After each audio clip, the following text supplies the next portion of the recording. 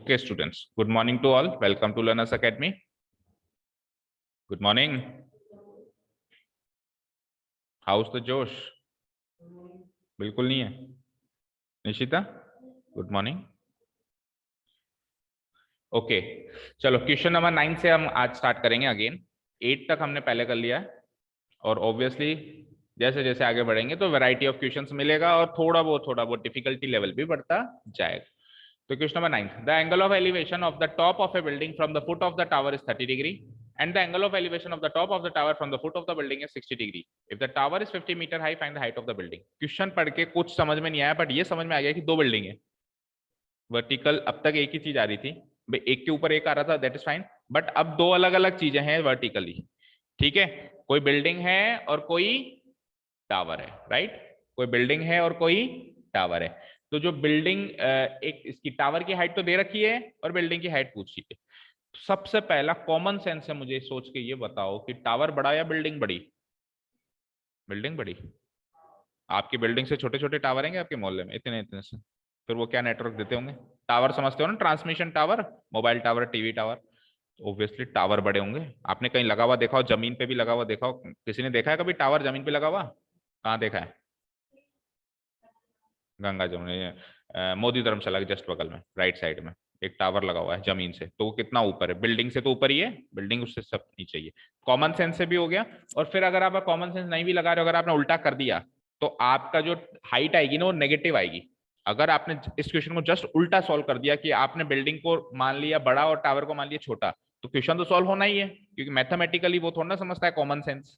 तो आंसर तो वो लेके देगा. हम मैथमेटिक्स कर रहे हैं तो मैथमेटिक्स हमको आंसर तो लेके देगी, बट फिर वो आपने मतलब ऐसी कोई बात कर दी जो कॉमन सेंस नहीं है, तो वो भी आंसर कुछ ऐसा ही देगा जो कॉमन सेंस नहीं है. वो क्या करेगा? Height of the building negative लाके देगा. ठीक है, क्लियर है? ठीक है, चलो तो अब अपन क्या करते हैं, दो बिल्डिंग्स बना ले, मतलब दो वर्टिकल टावर्स बना देते हैं. एक को बिल्डिंग मान लेते हैं, एक को टावर. तो लेट्स से ये बड़ी और ये छोटी. अच्छा, ये एग्जैक्टली हाफ नहीं है ना. ठीक है जी, ये ग्राउंड हो गया. तो बड़ा तो है टावर, छोटी है बिल्डिंग. ओके, तो देखो tower is 50 metre high, that means this height is 50 metre, that means this height is 50 metre. मैं यहां लिख देता हूं 50 मीटर, ये पूरी हाइट है. और ये तो मुझे पता करनी है. देखो टावर के टॉप पर एक, सॉरी बिल्डिंग के टॉप पर एक पैरेलल लाइन बना देता हूं मैं ग्राउंड से पैरेलल मैंने एक लाइन बना दी. कहां से? बिल्डिंग के टॉप पर. यहां तो कोई डाउट नहीं है. अब सुनिए, अब क्वेश्चन रीड आउट करते हैं. The angle of elevation word सुनते ही याद रखना, नीचे से ऊपर जाऊंगा. कहां से कहां जाऊंगा? Top of the building from the foot of the tower. From से स्टार्ट करता हूं, ऑफ पे खत्म करता हूं. तो फ्रॉम के आगे क्या आ रहा है? फ्रॉम के आगे? तो टावर के फुट से स्टार्ट करूंगा और ऑफ पे खत्म करूंगा. ऑफ पे क्या आ रहा है? Top of the building. That means foot of the tower से टॉप ऑफ द बिल्डिंग जाना है. समझ आया? फुट ऑफ द टावर से टॉप ऑफ द बिल्डिंग जाना है. फुट ऑफ द टावर कौन सा है? ये. और टॉप ऑफ द बिल्डिंग कौन सा है? ये. यानी कि ये वाला एंगल कितना हो जाएगा? कितना दे रखा है? 30 डिग्री. आया समझ कुछ? ठीक है ना. वर्ड टू वर्ड पढ़ो और डायग्राम बनाओ. चलो नेक्स्ट पढ़ता हूं. Angle of elevation of the top of the tower from the foot of the building. तो फ्रॉम से स्टार्ट करके ऑफ पे जाऊंगा. तो फ्रॉम में क्या है? फुट ऑफ द बिल्डिंग, यानी बिल्डिंग के फुट से स्टार्ट करना है और फिर ऑफ पे खत्म करना है, यानी टॉप ऑफ द टावर पे खत्म करना है. बिल्डिंग के फुट से टावर की टॉप पे. तो बिल्डिंग का फुट ये है, टावर की टॉप ये. तो एक्चुअली इसमें ये जो मैंने पैरेलल बनाई उसको बनाने का कोई सेंस नहीं निकला. इससे क्या साबित होता है कि थोड़ी जल्दीबाजी नहीं करनी चाहिए. ये जो पैरेलल मैंने चीज बनाई है इसका कोई फायदा नहीं हुआ. दोनों एंगल नीचे ही बन रहे हैं ना भाई. क्या करता? बिल्डिंग के टॉप से टावर के टॉप पे जाता, तब ये पैरेलल वाला जो अपन ने बनाया है इमेजिनरी लाइन वो काम आती. अगर मैं यहां से यहां जाता तो, पर वो तो गया ही नहीं. वो तो दोनों बार top foot of the tower से गया और फुट ऑफ द बिल्डिंग से ही गया. और वहां पे तो ग्राउंड वाली लाइन वैसे ही बनी हुई है. तो there is no need of drawing this imaginary line. सीधे यहां से यहां जाना है. और कितना ये 60 डिग्री.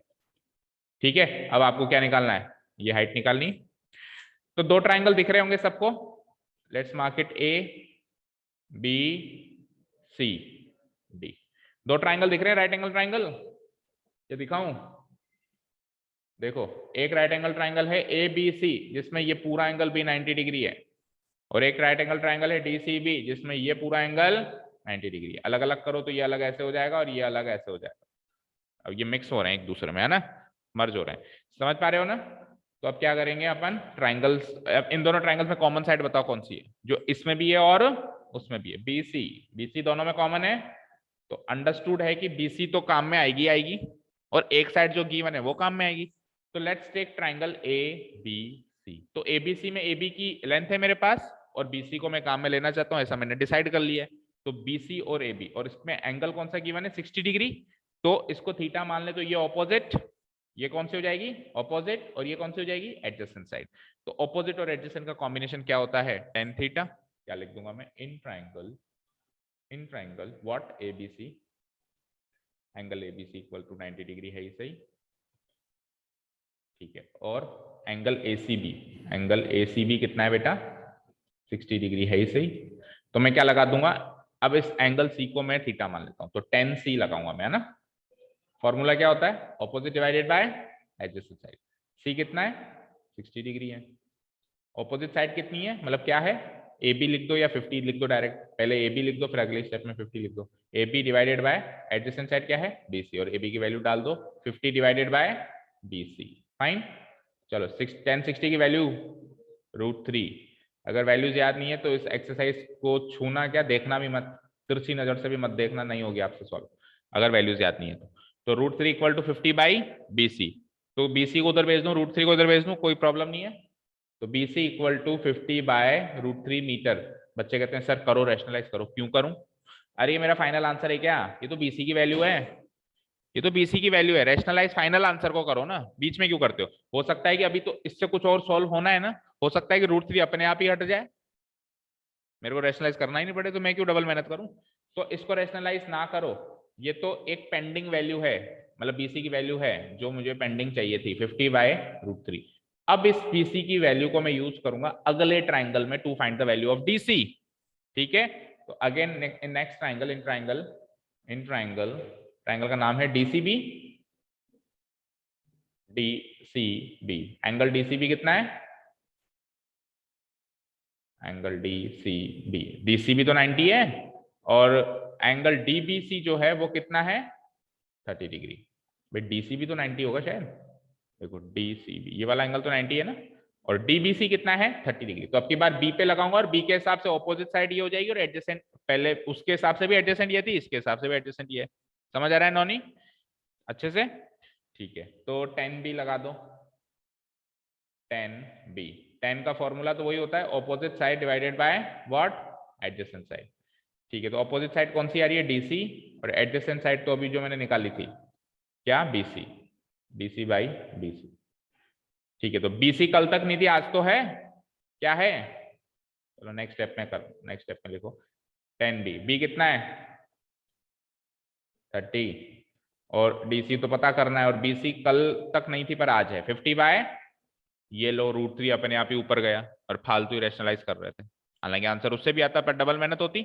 इसको मैं ऊपर पहुंचा दूं तो ये क्या हो जाएगा, डीसी इंटू √3 ऊपर चला गया, और नीचे क्या रह गया, केवल 50। चलो 1030 की वैल्यू पुटअप करो, क्या होती है, 1/√3 equal to DC into √3 divided by 50। इस √3 को √3 से मल्टीप्लाई करके 3 बना सकते हैं अपन, तो ये √3 सपोज करो इधर आ गया, तो 1/3 हो गया ये, और ऊपर क्या बचा, डीसी बाई, समझ आ रहा है ना भाई, डीसी को उधर ही रखा, √3 को इधर ले आया मैं, क्रॉस मल्टीप्लाई कर, √3 इंटू √3 क्या हो गया, 3 हो गया, अब उधर डीसी बाय 50 बचा। अगेन थोड़ा सा क्रॉस मल्टीप्लाई का कॉन्सेप्ट यूज करेंगे, तो कर दो इसको इससे, इसको इससे, तो डीसी इंटू 3 डीसी, तो डीसी की वैल्यू क्या आ जाएगी फाइनली, 50/3 मीटर। मैच करो आंसर, फाइनल क्लोजिंग स्टेटमेंट लिख दूंगा मैं, therefore height of the building equal to 50/3 metre, ठीक है। क्या आ रहा है, हाँ तो कर दो ना इतना, तो 16 2/3 नहीं कर सकते क्या उसको, इम्प्रॉपर फ्रैक्शन है ना, मिक्स फ्रैक्शन में चेंज कर दो, डिवाइड कर दो, 16 2/3 मीटर। ठीक है, तो 10th क्लास तक थोड़ी आदत रहती है बच्चों की ने एनसीईआरटी के पीछे आंसर एग्जैक्ट मैच हो मेरा आंसर, तभी मजा आया, नहीं तो गलत है।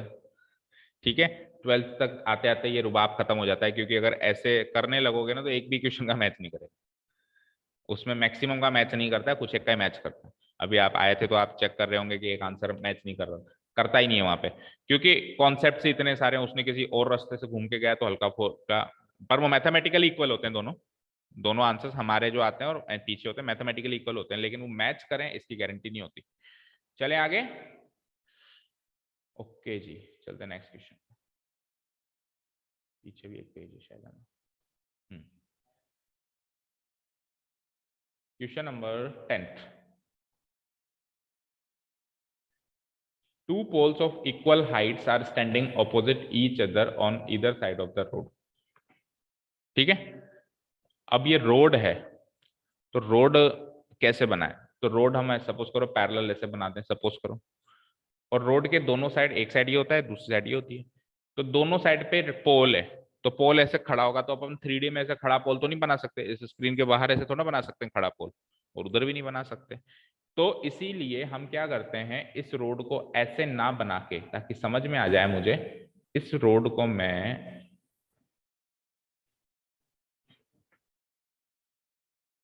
नीचे से पढ़ लेना एक बार क्वेश्चन, वो फिर फिगर क्या है कंफ्यूज करेगा।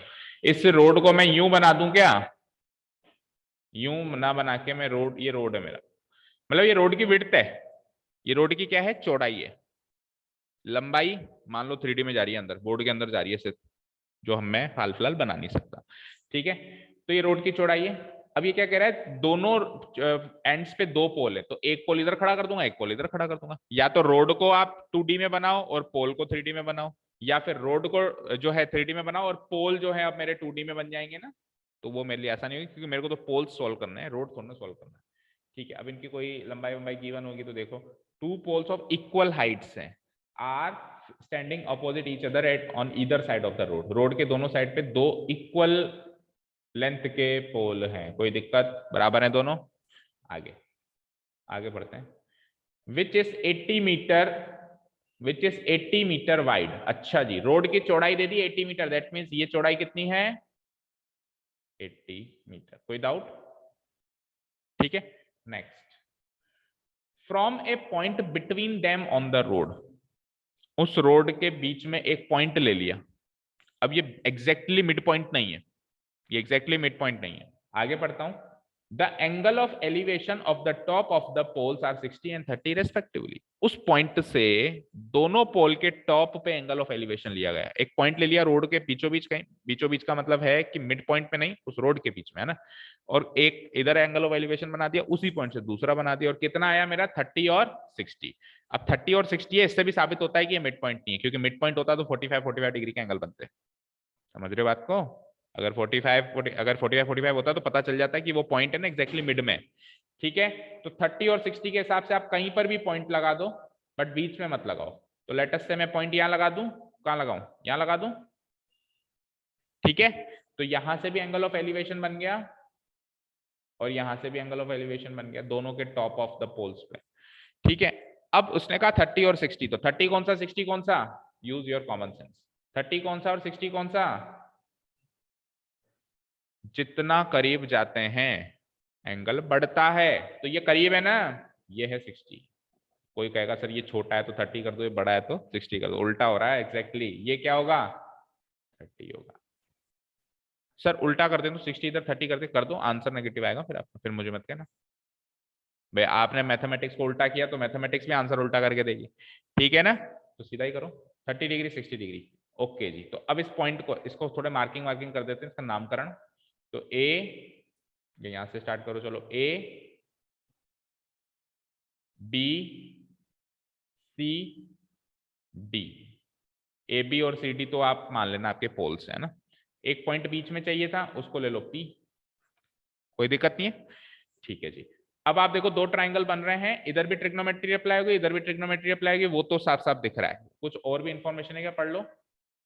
Find the height of the poles and the distance of the point from the poles, और कुछ भी गिवन नहीं है, मुझे ये गिवन है कि इन दोनों की हाइट बताओ, दोनों इक्वल हैं तो एक की हाइट निकालेंगे तो दूसरी की निकल जाएगी, और ये जो पॉइंट है ये दोनों पोल से कितना दूर है, मतलब P इस पोल से कितना दूर है 30 डिग्री वाले से और 60 डिग्री वाले से कितना दूर है, ये मुझे फाइंड आउट करना है। और मुझे 80 मीटर ये टोटल BC लंबाई की बने।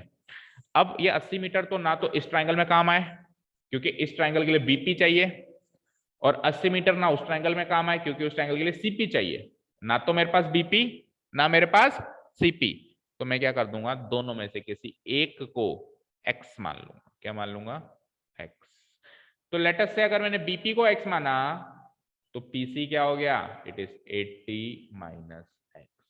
ये X मीटर है तो ये 80 माइनस X मीटर हो गया। समझ आई ये बात? अब आप दो ट्राइंगल के अंदर लगाओ ट्रिग्नोमेट्री। सर कॉमन साइड वैसे नहीं दिख रही पर इनडायरेक्टली गिवन है। अरे AB और DC बराबर हैं तो वही कॉमन साइड का काम करेगी। ठीक है, तो इस ट्राइंगल की बात करता हूं मैं, ट्राइंगल ABP। तो ट्राइंगल ABP के अंदर 30 डिग्री के सामने वाली साइड ऑपोजिट साइड, और ये BP मैंने X मान लिया है तो ये एडजेसेंट साइड। इस ट्राइंगल की बात करें तो ये DC हो जाएगी ऑपोजिट साइड, और ये जो मैंने PC माना था ये हो जाएगी मेरी एडजेसेंट साइड। कोई डाउट? Adjacent adjacent opposite. ठीक है, चलें एक एक करके दोनों ट्राइंगल में चलते हैं। पहले ट्राइंगल ABP के पास। In triangle ABP, angle ABP 90 degree सबको दिखाई दे रहा है, ठीक है। और जो थीटा है वो कौन से एंगल पे है? P पर, एंगल APB, वो कितना है? 30 डिग्री। तो ऑपोजिट और एडजेसेंट का कॉम्बिनेशन अगेन 10, मैक्सिमम क्वेश्चन में 10 ही लगता है। तो 10P equal to what? Formula wise opposite by adjacent. Opposite क्या है? AB, एडजेसेंट क्या है? एडजेसेंट? BP। ओके, P कितना है? 30 डिग्री। AB कितना है पता ही नहीं है, लेकिन BP को मैंने X माना था तो BP को X लिख दूंगा। tan 30 की वैल्यू बोल दो, 1/√3 equal to AB by X। Sir अब क्या करें, यहाँ तो दो चीजें आ रही हैं जो पता नहीं है। एक चीज होती तो मैं क्रॉस मल्टीप्लाई करके पता कर देता, लेकिन यहाँ तो दो चीज आ रही है। तो कोई बात नहीं, आप यहाँ से किसकी वैल्यू निकालो, आपको निकालना क्या, आपको वैसे X की वैल्यू भी चाहिए और AB भी चाहिए, बट मुझे ये चीज पता है कि AB और DC बराबर है, तो क्यों ना मैं यहाँ से AB की वैल्यू निकालूं और वहां से DC की वैल्यू निकालूं, दोनों वैल्यू को बराबर कर दूं क्योंकि AB और DC तो बराबर है। तो AB की वैल्यू क्या हो जाएगी? AB into √3 X/√3। Don't try to rationalise, ऐसे ही छोड़ दो। यहाँ तो कोई डाउट? चले अगले ट्राइंगल पे। अब चलते हैं अगले ट्राइंगल। अगला ट्राइंगल है DCP। In triangle DCP, angle DCP कितना है? 90 डिग्री। और एंगल DPC कितना है? 60 डिग्री। अब अगेन वही 10P, P पे ही लगेगा, तो वही ऑपोजिट बाय एडजेसेंट। तो इस वाले ट्राइंगल में ऑपोजिट साइड कौन सी है? P के सामने वाली साइड कौन सी है? DC है। कौन सी है? DC। और एडजेसेंट कौन सी है? PC। DC बाय PC, तो DC by PC। Okay, 10P का मतलब होता है 10 60 डिग्री है यहाँ पे, DPC है ना, तो 10 60 डिग्री। और DC जो है ये तो मिसिंग है, लेकिन PC जो है X की फॉर्म में है मेरे पास, क्या 80 माइनस X है या नहीं है? है। चलो जी, तो 10 60 की वैल्यू बोल दो, √3 equal to DC by 80 minus X। Again वही प्रॉब्लम कि सर दो चीजें मिसिंग है, तो इससे आप DC की वैल्यू निकालो। तो DC की वैल्यू क्या हो जाएगी? √3 into this, √3 into 80 minus X metres. ठीक है, अब अगर मैं उसको मान लू इक्वेशन 1 और इसको मान लो इक्वेशन 2, और एक तीसरी इक्वेशन और लिख लूं कि AB बराबर DC गिवन है, तो AB और DC गिवन है, तो AB और DC के RHS भी इक्वल होंगे। भाई AB DC दोनों LHS में बैठे हैं इक्वेशन 1 एंड 2 में, तो इक्वेशन 1 एंड 2 के RHS भी इक्वल हो जाएंगे। तो इक्वेशन 1 का RHS क्या है? X/√3, और इक्वेशन 2 का RHS क्या है?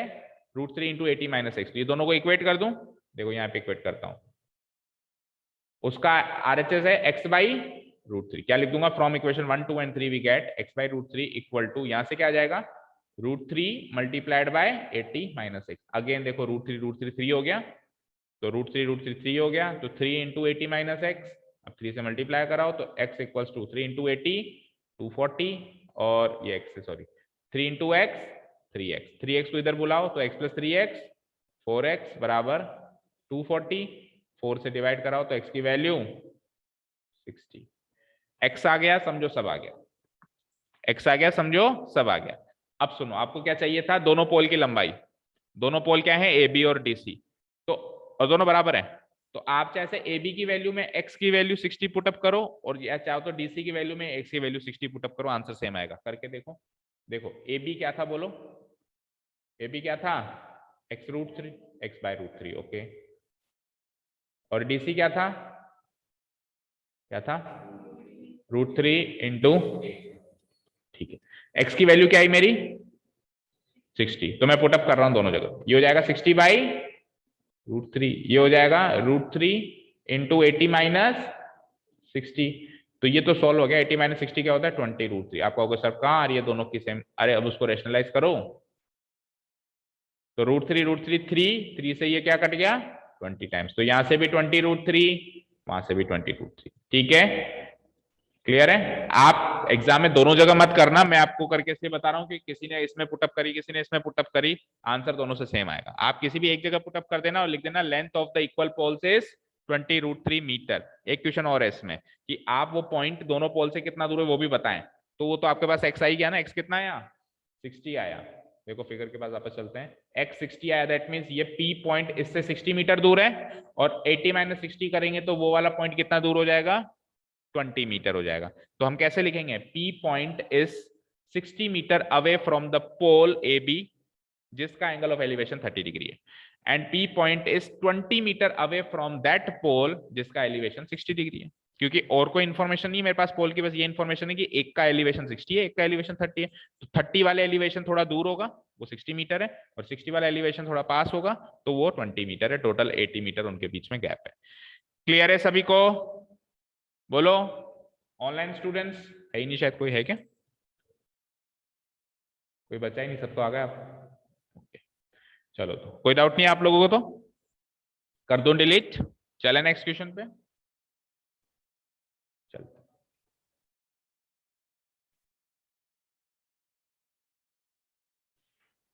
क्वेश्चन नंबर 10th हो गया। 11th में फिगर ऑलरेडी गिवन है,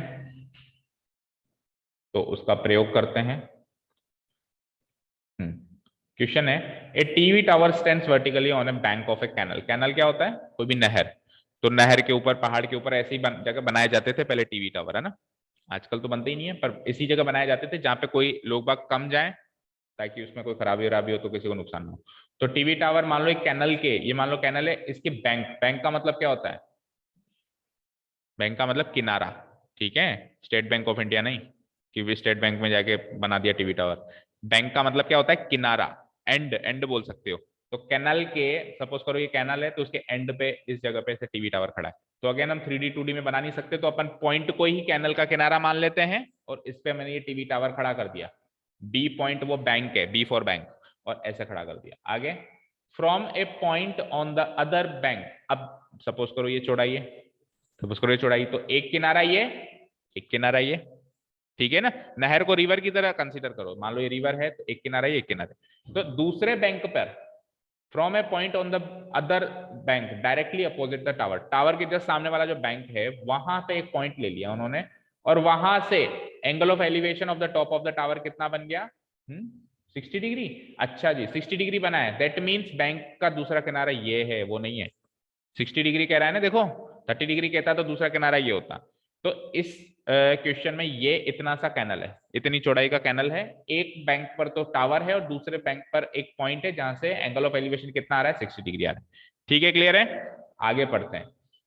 from another point 20 metre away from this point. अच्छा, इस पॉइंट से 20 मीटर उसी एंड पे एक और पॉइंट ले लिया। किनारे हैं दो, एक तो बिल्कुल किनारे पे लिया, और फिर इस किनारे से और थोड़ा जमीन पे 20 मीटर दूर एक और पॉइंट उन्होंने कंसीडर कर लिया, जो कि है डी। उस पॉइंट से अगेन उन्होंने एंगल ऑफ एलिवेशन ड्रॉ किया, तो कितना बना, 80 डिग्री बना। अब find the height of the tower and width of the canal. तो हाइट ऑफ द टावर यानी ये निकालनी है, और विड्थ ऑफ द कैनाल मतलब ये निकालनी है, क्योंकि ये दोनों बैंक्स है ना, ये दोनों बैंक्स है कैनाल के, तो फिर ये विड्थ हो जाएगी।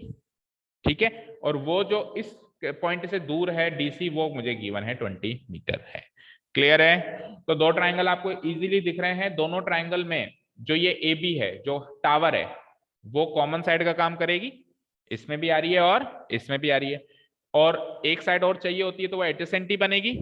एडजेसेंट में देखो इतनी लंबाई तो है मेरे पास, बट ये लंबाई मेरे पास नहीं है, तो क्या करेंगे, एक्स मानेंगे, और तो क्या कर सकते हैं, एक्स मीटर। लेट अस से ये हो गया मेरा एक्स मीटर। अब बोलो पहले कौन से ट्राइंगल में चलेंगे, पहले चलते हैं अपन इस ट्राइंगल में, ट्राइंगल एबीसी। चलो स्टार्ट करते हैं। In triangle ABC, in triangle ABC, angle ABC 90 degree है ही, और थीटा वाला एंगल कौन सा है, एसीबी। एंगल एसीबी कितना है, कितना है, 60 डिग्री। तो सी के हिसाब से ये ऑपोजिट और ये एडजेसेंट, तो टेन सी अप्लाई करो। Tan C equals to opposite side divided by adjacent side. Opposite side क्या है, ए बी, एडजेसेंट साइड क्या है, क्या है ये, बी सी। ठीक है, तो टेन सी, सी की वैल्यू क्या है, 60 degree, equal to A B तो मिसिंग है, वो तो पता करना है, और बी सी लेकिन मैंने क्या मान लिया, एक्स मान लिया। बी सी क्या मान लिया, एक्स मान लिया। अब देखो एक्स और हाइट, मतलब ए बी भी चाहिए, ए बी क्या है, हाइट ऑफ टावर, और एक्स भी चाहिए क्योंकि विड्थ है ये, एक्स, एक्स क्या है, विड्थ है, तो दोनों ही चाहिए। तो दोनों ही चाहिए, तो या तो एक्स को ए बी की फॉर्म में लिख लो या ए बी को एक्स की फॉर्म में लिख लो, कोई फर्क नहीं पड़ेगा। लेकिन इस क्वेश्चन में मान लो एक ही चीज पूछता, लेट अस सपोज हाइट पूछता, तो जो पूछे उसको रखो, बाकी को भगाओ। सपोज करो, एक बार देखो 1060 की वैल्यू रख देता हूं एक बार में, √3 इक्वल टू, ध्यान से सुनना जो मैं कह रहा हूं, आपका बहुत सारा टाइम सेव होगा एग्जाम में। लेट अस सपोज मुझे केवल ए बी चाहिए, मुझे हाइट ही चाहिए, तो जो चाहिए उसको रखना है ना, तो आप सब्सटीट्यूट करो x equals to A B by √3, इधर से भी और अगली इक्वेशन से भी एक्स एक्स कटा, तो सारी इक्वेशन ए बी में बन जाएगी, सीधे ए बी का आंसर आएगा। ठीक है, और सपोज करो आपको x चाहिए, तो इसको सब्सटीट्यूट कर सकता हूं मैं, सॉरी ए बी चाहिए तो इसको सब्सटीट्यूट कर सकता हूं मैं, A B equal to x√3, और उधर से भी ए बी आ जाएगा, ए बी कट जाएगा, अब इक्वेशन x में बन जाएगी, तो डायरेक्टली x का आंसर आ जाएगा। ठीक है, अभी इस क्वेश्चन में तो दोनों ही चाहिए, तो दोनों ही चाहिए, तो फिर ए बी से करो, वो ज्यादा आसान दिखाई दे रहा है। ठीक है, ये तो सही था, √3 equal to A B by X. अब मुझे तो दोनों ही चाहिए, तो मैं ए बी को सब्सटीट्यूट कर देता हूं, A B equal to x√3, और उसको मान लेता हूं इक्वेशन नंबर 1। अब दूसरी ट्राइंगल से भी ए बी निकाल लेंगे और ए बी सब्सटीट्यूट हो जाएगा। ठीक है, फ्रॉम इक्वेशन 1 एंड 2 जाए। चलते हैं नेक्स्ट क्वेश्चन पे, नेक्स्ट ट्राइंगल पे, sorry, in triangle, next triangle कौन सा रहेगा, नेक्स्ट ट्राइंगल कौन सा रहेगा, ए बी डी, ऐसे मत ले लेना ए सी डी, वो राइट एंगल ट्राइंगल नहीं है। ठीक है ना, A B D, in triangle A B D, कौन सा एंगल 90 डिग्री है, ए बी डी 90 डिग्री है, और थीटा वाला एंगल कौन सा रहेगा, ए डी बी, कितना, 30 डिग्री। तो अगेन इसके हिसाब से ये ऑपोजिट, और ये पूरी साइड एडजेसेंट रहेगी, याद रहे, जिसमें ये तो 20 है और वो x है, 20 प्लस x हो जाएगा। ठीक है, तो 10 D equal to what, opposite by adjacent, opposite side क्या है, ए बी है, एडजेसेंट साइड क्या है, बी डी है। डी कितना है, 30 डिग्रीज है, ए बी कितना है, ए बी तो ए बी है, बी डी कितना है, x की फॉर्म में 20 प्लस x, बोलो होगा, 30 डिग्री कितना होता है, 1/√3 इक्वल टू कितना आ गया, A B divided by 20 plus X. अब जैसे पिछले क्वेश्चन, पिछले केस में ए बी की वैल्यू निकाली इन टर्म्स ऑफ एक्स, अभी भी ए बी की वैल्यू निकालो इन टर्म्स ऑफ एक्स, तो क्या आएगी ए बी की वैल्यू, बोलो बोलो, 20 प्लस एक्स डिवाइडेड बाय √3, सही कह रहा हूं क्या, बिल्कुल सही। ठीक है, this is my equation number 2। तो इक्वेशन 1 से भी मेरे पास ए बी की वैल्यू है, इक्वेशन 2 से भी ए बी की वैल्यू है, तो इक्वेट कर देता हूं फ्रॉम इक्वेशन 1 एंड 2। वहां से ए बी की वैल्यू क्या थी, x√3, तो from equation 1 and 2 x√3 equal to, और यहां से ए बी की वैल्यू क्या है, 20 plus x divided by √3, 20 plus x divided by √3, करवाइए मल्टीप्लाई, x√3 इंटू √3 3x हो जाएगा, उधर क्या बचा 20 प्लस एक्स, एक्स को यहां भेजूंगा तो 3x माइनस एक्स 2x हो जाएगा, 20, x की वैल्यू क्या आ गई 10, x 10 आ गया। अब निकालना तो वैसे भी सब कुछ था, सबसे पहले तो हम ए बी निकाल लेते हैं, हाइट ऑफ टावर। तो देखो ए बी ये भी है, ए बी ये भी है, ठीक है, दोनों ए बी है। आप अगर x की वैल्यू 10 यहां पुटअप करोगे तो भी वही आंसर आएगा, और वहां पुटअप करोगे तो भी वही आंसर आएगा, जैसे करते तो इजी ये दिखाई दे रहा है, तो यही लग देता हूं, फ्रॉम इक्वेशन 1 ए बी की वैल्यू क्या है x√3 और x का आंसर क्या है 10√3 मीटर। आप चलो यहाँ पुटअप करते तो क्या करते, 20 + 10 30, और 30 डिवाइडेड बाय √3 को जब आप रैशनलाइज करते, देखो यहाँ करके देखो, 30 बाय √3 को जब आप रैशनलाइज करते तो भी वही आता, 3 से 10 टाइम्स 10√3। ठीक है, तो ऐसे मत सोचना है कि यहाँ पुटअप करने से अलग आंसर आएगा और वहां पुटअप करने से अलग आंसर, आंसर वही आएगा 10√3। तो हाइट ऑफ द पॉल तो आ गई, और विड्थ भी पूछी थी, तो विड्थ तो यही है x 10 मीटर आंसर। ये x यही तो विड्थ थी इसकी, बोलो BC तो विड्थ थी ना, तो x आते ही विड्थ आ गई, और x को AB में पुटअप करते ही हाइट ऑफ टावर AB आ गया। ठीक है, तो 10√3 मीटर और 10 मीटर ये दो हमारे फाइनल आंसर है। क्लियर है, कोई डाउट यहां तक? बोलो नौनी, अनुष्का, नौनी आप कुछ लिखते नहीं हो, सब फीड करते हो क्या? हाँ, कितने GB का मेमोरी कार्ड है? थोड़ा बहुत करते रहना चाहिए, मैथ्स करने से ही आती है, मैथ्स कभी भी सुनने से नहीं आती। ठीक है, हो गया क्या टाइम, या है थोड़ा बहुत अभी? है तो एक क्वेश्चन और कर लेता है, अभी तो 10 मिनट है, 2 क्वेश्चन करेंगे। चलो भाई नेक्स्ट क्वेश्चन। क्या हुआ, कोई गलत बात कह दी? एक ही हो पाएगा? चलो देखो, from the top of A From the top of a 7 meter high building, the angle of elevation of the top of a cable tower, again building and tower, तो कॉमन सेंस यूज करो, tower बड़ा and building छोटी, दोनों किस पे, दोनों ground पे। ठीक है, तो 7 मीटर तो ऊंची बिल्डिंग है, ये बिल्डिंग है 7 मीटर। ठीक है, आगे angle of elevation of the top of the cable tower. अच्छा जी, अब सुनना ध्यान से, फ्रॉम से स्टार्ट करता हूं मैं, तो फ्रॉम के आगे क्या रखा हुआ है, टॉप ऑफ बिल्डिंग, तो बिल्डिंग के टॉप से स्टार्ट करना है, खत्म क्या करना है, ऑफ के बाद देखो top of the cable tower, यानी बिल्डिंग के टॉप से टावर के टॉप पे खत्म करना है, समझ आया? और इस केस में मुझे इमेजिनरी इसकी सीध में लाइन बनानी पड़ेगी, और ये एंगल ऑफ एलिवेशन कितना है, कितना है 60 डिग्री। कोई डाउट? ठीक है, साफ साफ कह रहा है from the top of a high building, तो from the top of a high building शुरू करो, खत्म कहां करो, top of the cable tower, खत्म करो top of the cable tower, और एंगल ऑफ एलिवेशन बन गया। आपने नोटिस करी होगी एक भी क्वेश्चन में अभी तक एंगल ऑफ डिप्रेशन काम नहीं आया, आगे क्या? ठीक है, नेक्स्ट देखो, अरे चाहो तो उसको कन्वर्ट कर सकते हैं अपन, काम में ना भी ले तो भी चलता है। देखो अगला सुनो, and the angle of depression of its foot. अब सुनो, एंगल ऑफ डिप्रेशन है, तो डिप्रेशन वर्ड सुनते ये याद आ जाना चाहिए कि अब ये ऊपर से नीचे लेके चल रहा है, एलिवेशन में नीचे से ऊपर और डिप्रेशन में ऊपर से नीचे, लेकिन प्रीपोजिशन अभी भी पहले की तरह ही काम करेंगे कि फ्रॉम से शुरू करना है, ऑफ पे खत्म करना है। Is it clear?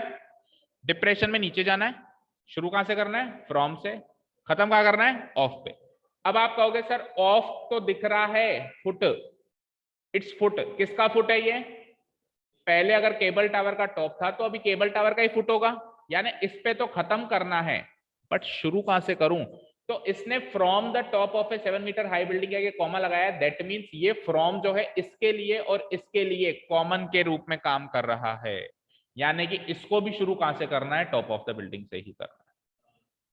ठीक है, तो एक पॉइंट है इधर देखो, अब देखो इसको प्रैक्टिकल सिनेरियो देखो, सपोज करो मैं खड़ा हूं बिल्डिंग के ऊपर और एक टावर है, अब टावर के ऊपर भी एक आदमी खड़ा है, सपोज करो मरम्मत कर रहा है, और टावर के नीचे भी कोई आदमी खड़ा है उसको इंस्ट्रक्शंस दे रहा है। अब मैं उन दोनों को देख रहा हूं, तो मैं एक बार उसको देख रहा हूं तो एंगल ऑफ एलिवेशन, नीचे देख रहा हूं एंगल ऑफ डिप्रेशन। पॉइंट एक ही है, starting from the top of building से ही हो रहा है, एक बार जा रहा है of the top of the tower, एक बार जा रहा है of the foot of the tower. समझ में आई बात? क्लियर? ठीक है, तो अब इसके फुट पे जाना है, और ये एंगल ऑफ डिप्रेशन क्या है, कितना है, कितना है, कितना है 45 डिग्री। कोई मुझे बताएगा ये 45 डिग्री कहां बनेगा? मैं एक बार है ना मार्क करता हूं, देखें कौन बताता है। A B C D E, angle 3 letter में बताओ कौन सा 45 डिग्री? क्या? D C BCE, very good, BCE। देखो आप जब यहां से शुरू कर रहे हो और यहां पे खत्म कर रहे हो, ठीक है, तो लाइन ऑफ साइट तो CE हो गई, और लाइन ऑफ साइट CE हो गई, जहां मैं खड़ा हूं उसकी सीधे इमेजिनरी लाइन बनी है, तो इमेजिनरी लाइन और लाइन ऑफ साइट के बीच का एंगल होगा 45 डिग्री।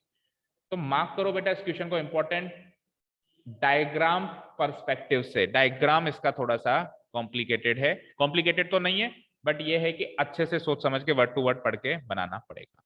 डायग्राम सही बना लिया तो फिर गलती होती भी नहीं है वैसे। ठीक है जी, क्लियर है।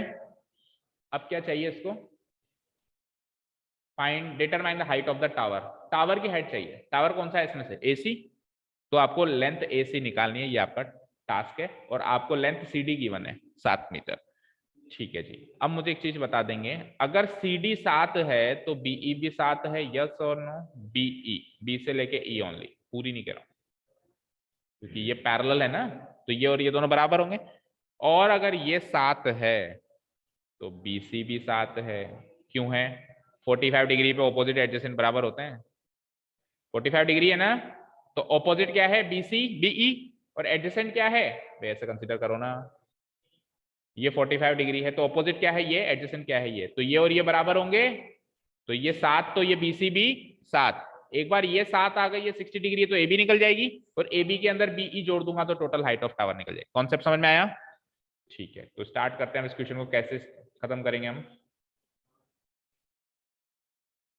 मैं लिखता हूं यहां पे सबसे पहले तो CD 7 है तो उससे BE भी 7 आ जाएगा। सबसे पहले तो हमको इन दोनों को इक्वेट करना है, BE equal to CD equal to कितना हो गया, 7 मीटर। ऐसे लिखूंगा मैं, from the diagram it is clear. अब क्लियर है, तू समझ ले कैसे होगी, ज्यादा क्लियर नहीं करना। From the diagram it is clear कि BE CD दोनों क्या है, 7-7 मीटर है। अगेन अब ट्राइंगल बताओ कौन सा यूज करोगे। देखो इसमें ये 90 डिग्री यूज होगा, इसमें ये 90 डिग्री। तो triangle CBE, in triangle CBE, angle CBE तो है क्या, 90 डिग्री। और दूसरा ये वाला एंगल कौन सा है, BCE, एंगल BCE कितना है, 45 डिग्री। तो C पे बन रहा है थीटा, और ऑपोजिट और एडजेसेंट का कॉन्सेप्ट ही है, तो tan C equal to opposite by adjacent.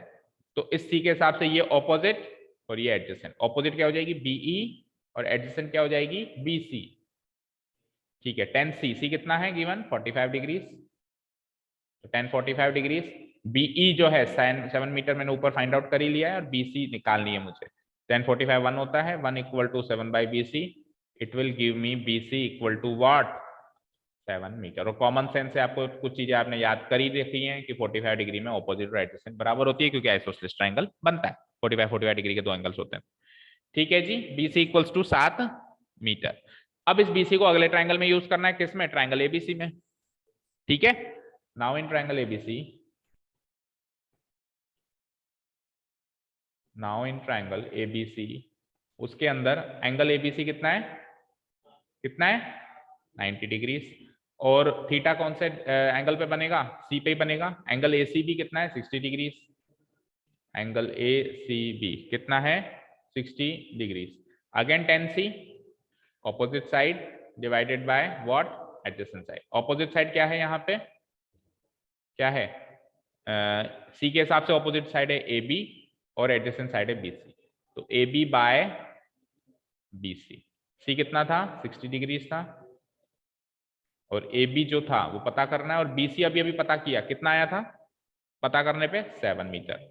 tan 60 कितना होता है, √3 इक्वल टू AB बाय 7। तो यहां से AB की वैल्यू आ जाती है क्या, 7√3 मीटर। अब आपको हाइट ऑफ द टावर चाहिए, height of the tower. Height of the tower जो है, टोटल टावर कहां से कहां तक है, A से लेकर C, A से लेकर E तक। तो AB plus BE, AE equal to क्या हो जाएगा, AB प्लस BE। AB तो है अभी अभी निकाला मैंने 7√3, और BE थोड़ी देर पहले निकाला था, 7 आया था। इसको सॉल्व करके लिख सकता हूँ, 7 कॉमन ले लो, √3 + 1 मीटर। देखना आंसर यही है, 7 कॉमन एंड √3 + 1। आप पहले आंसर देख लेते हो क्या, अच्छा यही खोल रखा है ठीक है। 7 into √3 + 1 is my final answer. √3 को सॉल्व करो तो 1.732 से कर सकते हो, बट कब करना है, अगर क्वेश्चन में खुद ने दे रखा है कि टेक √3 की वैल्यू इक्वल टू दिस। किसी किसी क्वेश्चन में देता है, शायद आखिरी के कुछ क्वेश्चन में √3 √2 की वैल्यू दी है इसने, तो दिए तो फिर सॉल्व करो, अदरवाइज √3 को √3 भी रख ही सकते हैं, कोई डाउट नहीं है? ठीक है, हो सकता है एक क्वेश्चन और है, 2-3 मिनट अभी। चलो नेक्स्ट क्वेश्चन देखो।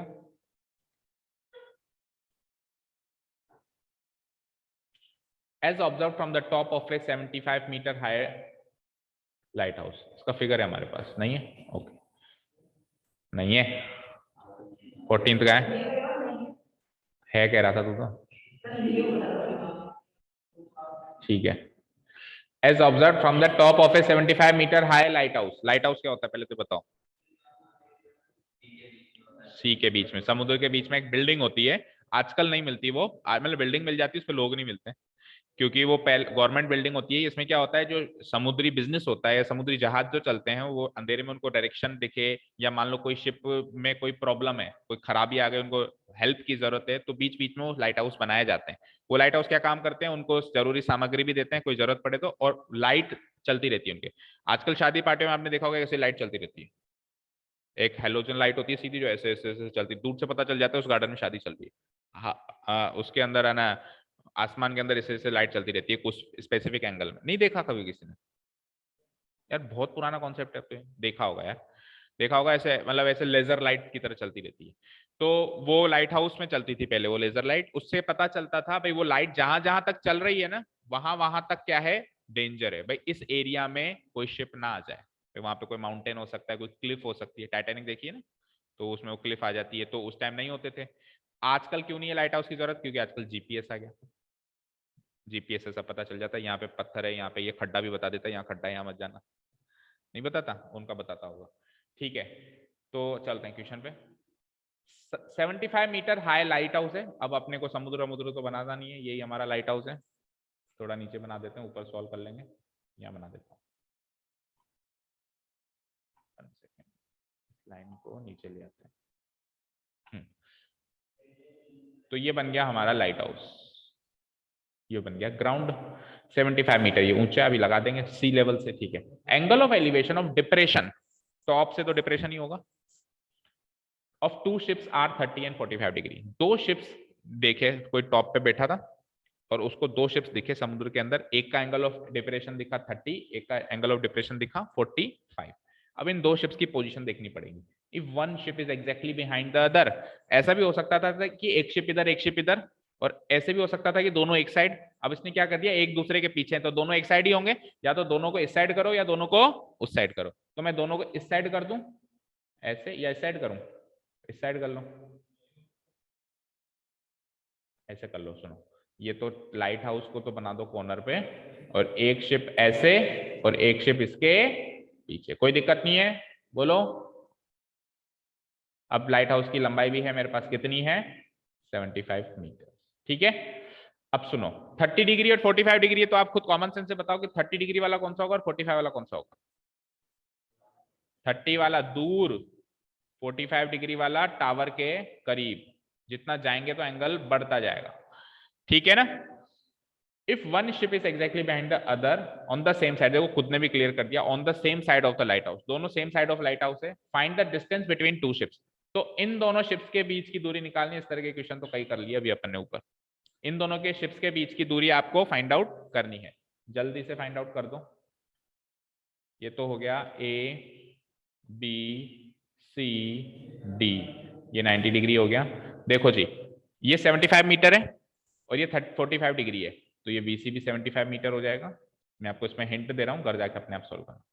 ये 75 मीटर है और ये 45 है, तो 45 डिग्री पे आप क्या लगाओगे, 1045 इक्वल टू क्या हो जाएगा, ए बी बाय बीसी, इस ट्राइंगल में, छोटे वाले ट्राइंगल में। ठीक है, ए बी 75 मीटर गिवन है ना, तो बीसी भी 75 हो जाएगा, क्योंकि 1045 तो 1 होता है, 1 इक्वल टू 75 बाय बीसी, वहां से क्या आ गया, बीसी इक्वल टू 75 मीटर। ठीक है अनुष्का? ठीक है, और वैसे भी कॉमन सेंस भी कहता है कि 45 डिग्री है तो आमने सामने की साइड्स बराबर होती हैं, ऑपोजिट और एडजेसेंट। अब चलते हैं दूसरे बड़े ट्रायंगल में। तो बड़े ट्रायंगल में कौन है मेरे पास, ए बी डी। अब ए बी डी में जो एडजेसेंट साइड बनेगी वो बी डी बनेगी, लेकिन बी डी में से मेरे पास केवल बीसी तक की डिस्टेंस है, तो इसको एक्स मान लो, इसको क्या मान लो, एक्स मान लो। ठीक है, तो अब दूसरे वाले ट्रायंगल में देखो क्या होगा, उसमें आप लगाओगे 1060 डिग्री, 1060 डिग्री होगा वही, ऑपोजिट बाय एडजेसेंट। अच्छा 30 है, सॉरी 30 डिग्री, हाँ 60 तो और उसकी तरफ होगा ना, 30 डिग्री। तो वही ऑपोजिट क्या है, ए बी, यानी कि 75 डायरेक्ट पुटअप कर देता हूं, और एडजेसेंट क्या रहेगी, पूरी बीसी, पूरी बीसी, और पूरी बीसी की वैल्यू क्या है, एक्स इसको माना है 75, ये आपने अभी फाइंड आउट किया है, तो एक्स प्लस, कोई डाउट, ठीक है।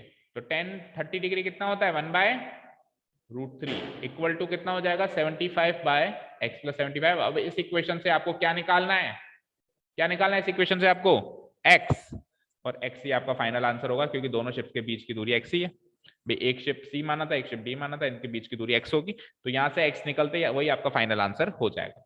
तो x + 75 × 1, x + 75, और 75 × √3, 75√3, तो x की वैल्यू क्या आ गई, 75√3 माइनस 75, या तो इस फॉर्म में रख लो, और नहीं तो 75 को कॉमन ले लो, तो क्या बचता है अंदर, √3 - 1 मीटर। आंसर चेक करो, चेक करो, 75 × √3 माइन, यही है, या फिर उस फॉर्म में रखो तो 75√3 - 75, और x ही आपका फाइनल आंसर होगा, क्योंकि उसने फाइनली पूछा भी यही है कि डिस्टेंस बिटवीन टू शिप्स, तो दोनों शिप्स के बीच की दूरी CD हमने x ही मानी है शुरू से। क्लियर है, कोई डाउट नहीं है, टाइम हो गया, अब ये बाकी है, इतना फिर ज्यादा जेला नहीं जा रहा ना। अब कितने बचते हैं इसमें, 30 नहीं हुए क्या अभी, कितने हैं टोटल, बस, तो कल तो डे एंड हो जाएगा इसका, कल तो एनी हाउ खत्म कर लेंगे, टाइम बचेगा तो एक आध एक्स्ट्रा क्वेश्चन भी कर लेंगे इस एक्सरसाइज के अलावा, ठीक है। चलिए बाकी कल करते हैं। Thank you so much for listening to us, have a nice day, keep learning and bye.